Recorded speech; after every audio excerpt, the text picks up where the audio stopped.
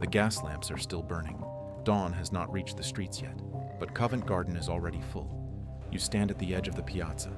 Crates stacked higher than men. Barrows pushed through gaps that barely exist. The smell of crushed cabbage and horse dung mixes in the cold air. This is London's central wholesale market. Fruit, vegetables, flowers. By 6 a.m., most of it will be gone. Trading starts before light because freshness cannot wait. Prices fall with every hour. Delay means loss. Watch the porters. They carry towers of baskets on their heads, stacked 5 or 6 high. One stumble and the load is ruined. Buyers move fast. They inspect by touch, not ceremony. A squeeze, a sniff, a nod. Done. In this video, I used AI to reconstruct London in the 1870s. Every detail is based on historical records and photographs. Errand runners work the edges, carrying messages, watching carts. The market has no time for teaching. You learn by watching. The noise never stops. Shouts overlap shouts. Prices called. Warnings yelled. Silence here would mean something is wrong. Stone surfaces are wet from overnight cleaning. Wheels grind over uneven paving. A barrel slips. No one stops. The schedule does not wait. By 7 a.m., the piazza will be half empty. But right now, in the gray light before dawn, this is how London feeds itself. Walk north. Within minutes, the space collapses. 7 streets converge on a single point. The buildings lean inward. This is 7 dials. Traffic cannot pass cleanly through. It slows, folds back, overlaps. The geometry creates pressure. Lodging houses rise above workshops. Rooms are subdivided again and again. Domestic life spills onto the street. Stand at the center and look outward. You cannot see more than 30 yards in any direction. Hawkers position themselves where foot traffic hesitates. Boot repair, needle and thread, hot eels in a bucket. Watch how people move. Locals cut diagonals, slicing through gaps. Outsiders walk straight and stall. The young wait at the edges, watching bodies stepping forward only when space opens. The air feels heavier here. Sound does not carry. It layers. Conversations pile on conversations. This is not chaos. It is a compressed system with its own rules. The street teaches you how to survive inside very little space. Move east. The streets do not narrow, but they feel tighter. Too many people are held inside them. In some streets, hundreds of people occupy a single acre. Housing absorbs as many as it can. The rest spill outward. Look up. Terrace houses rise 3-4 stories. Windows face windows across gaps barely wide enough to stretch your arms. One room becomes 2 homes. 2 become many. Stairwells never rest. Doors open directly onto the street. In the winter of 1871, London is struck by a smallpox epidemic. Whitechapel is hit hardest. Inspectors record rooms where the sick and healthy share the same air. Notices appear on doors. Work continues. Watch the street. People wait outside lodging houses, workshops, hiring points. Everyone is looking for something. Work, news, a familiar face. Women cook near doorways. Men circulate, scanning for opportunity. Others sit on steps, running messages between those who cannot leave. The population is mixed. Londoners beside Irish laborers, Jewish immigrants, dock workers, tailors. Languages overlap. Customs differ.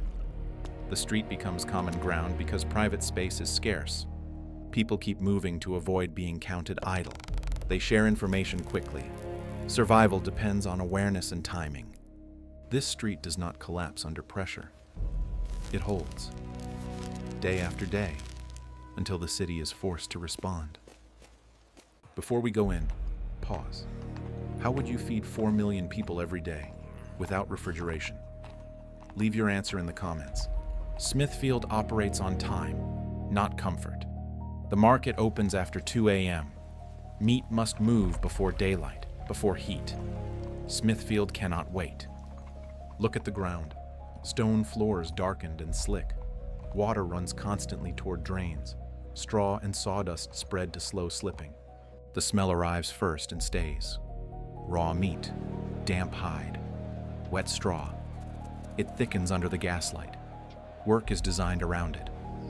Carcasses hang from hooks overhead, swaying as porters pass beneath. Knives flash. Iron rails ring as meat moves along fixed paths. Carts queue outside, then empty quickly. Delays are not tolerated. A late delivery here affects butchers across the city.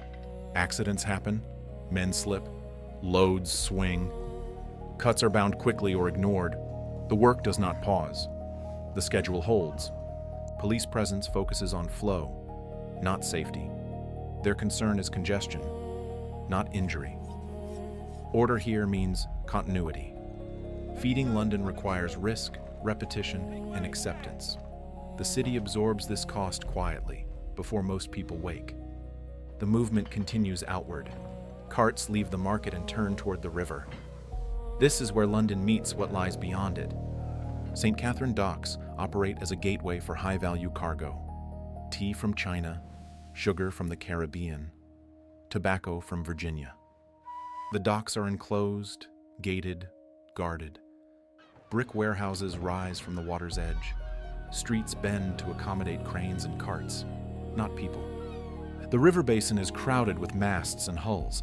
Cargo moves vertically and horizontally. Nothing is improvised. Now watch the labor. Work here is not guaranteed. Men gather daily at the dock gates waiting to be selected. The process is brief, a gesture, a name, a nod. Those chosen move immediately. Those passed over drift away, scanning for other work. The ground tells you where you are. Planks near the water stay damp. Stone farther inland is stained by cargo residue. Sound carries differently here. Chains tightening, counts shouted, water striking stone. Then it breaks off into open air. People mix by function, not community. Dock laborers work beside sailors from a dozen countries. No one stays long unless they must. This district feels temporary because it is. Goods arrive, pause, leave. When the docks slow, the city waits. Now the city changes its rhythm.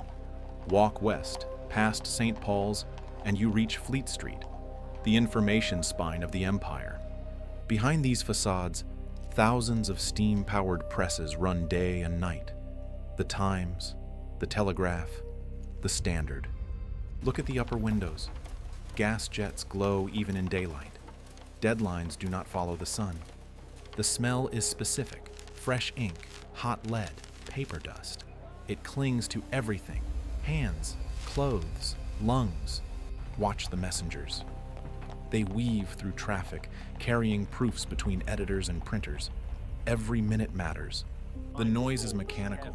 Presses thump behind brick walls. Carts loaded with papers queue at every door. This is where information is manufactured. Rumors arrive. Facts are checked, or not. Headlines are set in lead type. By dawn, 250,000 copies will be on trains heading north. The speed of Fleet Street is the speed of the news. One story printed today will be read in Scotland tomorrow, in New York next week, in Sydney next month. Now return to the present. The streets of London are wider, cleaner, regulated by systems built to manage scale. The dangers that once shaped daily movement have been reduced or pushed out of sight. But some patterns remain. What you have seen here is not a lost world. It is a foundation. Victorian London trained the modern city in how to keep life functioning. If this reconstruction helped you see the city differently, leave a comment. Subscribe and thank you for walking these streets with me.